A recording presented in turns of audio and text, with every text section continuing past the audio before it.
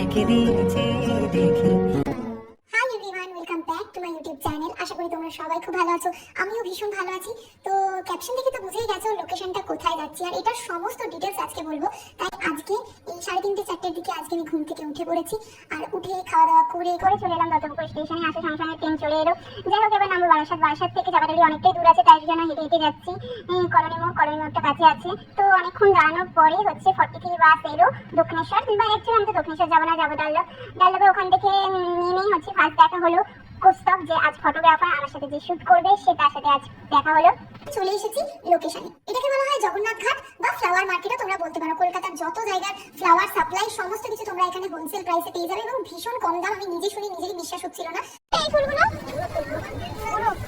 তো আমি শুটের জন্য এক গোছা মোরগ ফুল নিয়েছি। ফটোগ্রাফার যে কোস্টক সেই বললো যে হলুদ শাড়ির সাথে ভালো লাগবে, তো ফুল নিয়ে নিলাম। নিয়েছি মানে ভাবা যায় না, তোমরা সব রকমের ফ্লাওয়ার কালেকশন পেয়ে যাবে। এমন অনেক ফ্লাওয়ার আছে যেগুলো হয়তো আমি এর আগে দেখিনি।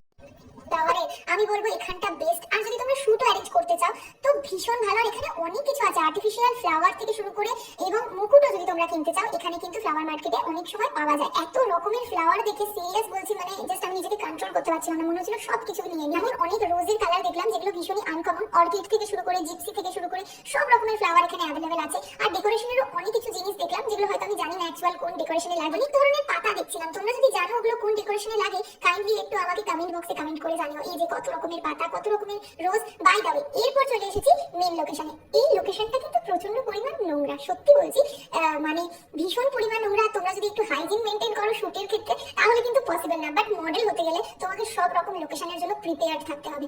সেই কারণে আমরা আজকে গেছিলাম হাওড়াঘাটে। হাওড়াঘাটে কিন্তু প্রি ওয়েডিং হয়, আর এই যে হাওড়া ব্রিজ ব্যাকে দেখা যায়, এত সুন্দর লাগে না ভিউটা ক্যামেরাতে।